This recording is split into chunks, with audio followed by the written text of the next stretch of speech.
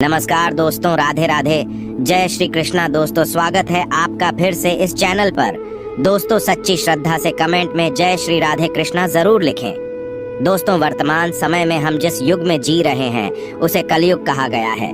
चारों युगों में कलयुग को श्रापित युग कहा गया है। धर्मशास्त्र में भी इस बात का वर्णन है कि जब कलयुग अपने चरम पर पहुंचेगा तब इस धरती से धर्म का नाश हो जाएगा और उस समय भगवान विष्णु कल्कि के रूप में इस धरती पर अवतरित होकर कलयुग का अंत करेंगे और पुनः धर्म युग की स्थापना करेंगे। पर क्या दोस्तों आप सभी को पता है कि भगवान श्री कृष्ण ने महाभारत काल में बता दिया था कि आने वाला समय यानी कि कलयुग कैसा होगा। इतना ही नहीं, भगवान श्री कृष्ण ने कलयुग के 5 कड़वे सत्य भी बताए थे जो आज देखने को मिल रहे हैं। वह कौन से हैं 5 कड़वे सत्य? दोस्तों यदि आप भी जानना चाहते हैं तो इस वीडियो के एंड तक बने रहेगा। और अगर अब तक इस चैनल को सब्सक्राइब नहीं किया है तो चैनल को सब्सक्राइब करके बेल आइकन को प्रेस कर लीजिए। तो चलिए बिना टाइम वेस्ट किए शुरू करते हैं। दोस्तों महाभारत काल में जब पांडव युद्ध क्रीड़ा में अपना सब कुछ गवा देते हैं तब उन्हें वनवास जाना पड़ता है। वनवास जाने से पहले भगवान श्री कृष्ण से मिलते हैं और कहते हैं, हे भगवान, युद्ध क्रीड़ा में सब कुछ गवा देने के बाद हम 5 भाई द्रौपदी के साथ वनवास जा रहे हैं।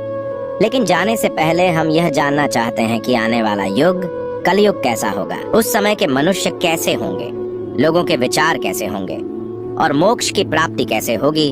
पांडवों के मुख से यह सारी बातें सुनकर भगवान श्री कृष्ण थोड़ी देर सोच विचार करते हैं और फिर पांडवों से कहते हैं, पहले आप सभी वन जाइए और वन में जो भी आपको जो कुछ भी दिखे वह आकर मुझे बताइए, तब मैं आप सभी को इन प्रश्नों का जवाब दूंगा। अब भगवान श्री कृष्ण के कहे अनुसार 5 भाई वन में चले गए और वन में जो कुछ भी उन्हें दिखाई दिया उसे देखकर वह हैरान हो गए।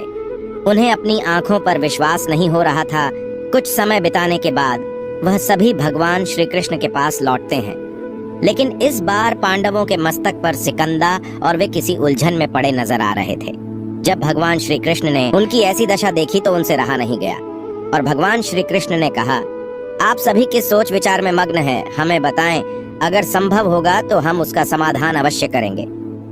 भगवान श्री कृष्ण के मुख से यह बात सुनकर पांडुपुत्र युधिष्ठिर ने हाथ जोड़कर उनसे कहा कि है माधव, हमारी शंका उन दृश्यों को लेकर है जो हमने वन में देखा। उनकी कल्पना हमने कभी सपने में भी नहीं की थी। तभी भगवान श्री कृष्ण कहते हैं कि आप सभी एक एक करके मुझे विस्तार से बताइए कि आपने वन में क्या देखा। इसमें सबसे पहले युधिष्ठिर कहते हैं, हे द्वारका नरेश, हम सभी 5 भाई वन में अलग अलग दिशाओं में भ्रमण के लिए निकल गए थे। जब मैं अकेला वन में भ्रमण रहा था तब मैंने 2 सूंड वाले हाथी को देखा। अब आप मेरी इस शंका को दूर कीजिए कि भला एक एक हाथी के 2 सूंड कैसे हो सकते हैं। अब अर्जुन की बारी होती है। अर्जुन बताते हैं कि उन्होंने एक ऐसे पक्षी को देखा जिसके पंखों पर वेद की रचनाएं लिखी हुई थीं और वह मुर्दे का मांस खा रहा था। अर्जुन के बाद भीम बताते हैं कि उन्होंने वन में एक ऐसी गाय को देखा जिसने अपने बछड़े को जन्म के बाद चाट रही थी कि उसके शरीर से खून आने लगता है। इसे देखकर मैं हैरान रह गया कि कोई माता अपने बच्चों के साथ ऐसा कैसे कर सकती है। अब भगवान श्री कृष्ण सहदेव से पूछते हैं कि सहदेव, तुमने वन में क्या देखा? तो सहदेव ने कहा कि मैंने एक जगह बहुत से कुएं को देखा जहां हैरानी की बात यह है कि आसपास के सभी कुएं में पानी था और बीच का कुआं खाली था। बीच का कुआं गहर भी है लेकिन फिर भी उसमें पानी नहीं है। ऐसा कैसे संभव है? अब नकुल आगे बताते हैं कि वे जब वन में भ्रमण कर रहे थे तब उसने एक बड़ी चट्टान पर्वत से लुढ़कते हुए देखा। वह चट्टान कितनी ही बड़े वृक्षों और सिलावों से टकराती है लेकिन उसे कोई रोक नहीं पाता और अंत में एक छोटे से वृक्ष के स्पर्श से वह चट्टान रुक जाती है। अभी युधिष्ठिर भगवान श्री से कहते हैं कि है वासुदेव, हम भाइयों ने जो भी मन में देखा उसका सारा विस्तार आपसे बता दिया। अब आप हमारी सारी शंकाओं को दूर करते हुए हमें विस्तार से बताइए। तब भगवान श्री कृष्ण ने युधिष्ठिर से कहते हैं कि धर्मराज, जैसा कि आपने बताया कि आप 2 सूंड वाले हाथी को देखकर हैरान में पड़ गए हैं, लेकिन इसमें हैरानी की बात नहीं है, क्योंकि कलयुग में ऐसे व्यक्ति ही राज करेंगे जो बोलेंगे कुछ और करेंगे कुछ और, उनके मन में कुछ और, कर्म में कुछ और होगा। यह लोग शोषण करने का एक भी मौका हाथ से जाने नहीं देंगे, यह बस अपने ही हित की बात सोचेंगे।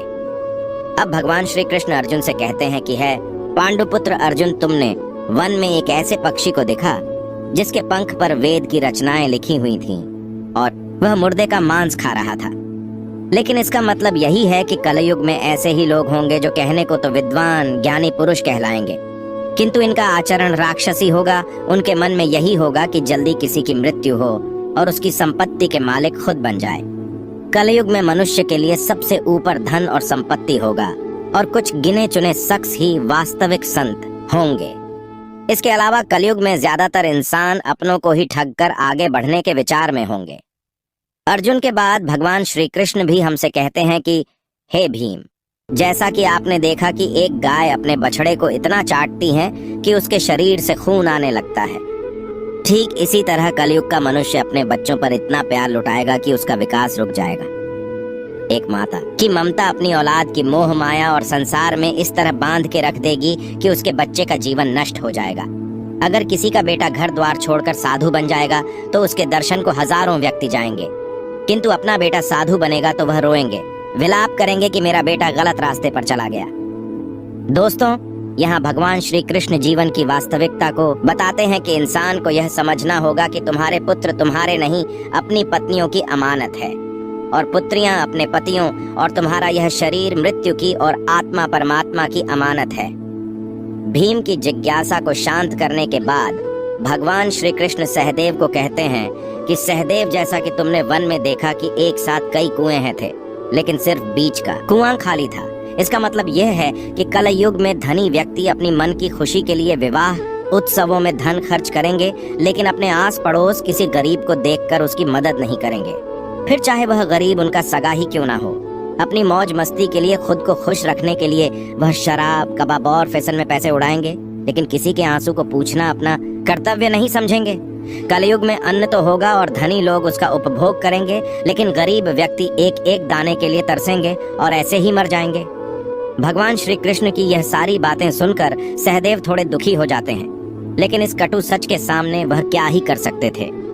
अब भगवान श्री कृष्णा नकुल से कहते हैं कि नकुल, जैसा कि तुमने वन में देखा कि एक बड़ी चट्टान पर्वत से लुढ़कती हुई बड़े बड़े वृक्षों और विशालकाय चट्टानों से टकराती हुई आती है, वह रुक नहीं पाती है, लेकिन एक छोटा सा वृक्ष अपने स्पर्श से ही उसे रोक देता है। इसका मतलब है कि मनुष्य की बुद्धि क्षीण होती जाएगी और उसके जीवन का पतन होगा, लेकिन उसके पतन को एक धन रूपी वृक्ष रोक नहीं पाएगा, पर हरि नाम रूपी एक छोटा सा पौधा व्यक्ति का पतन रोकने के लिए सक्षम होगा।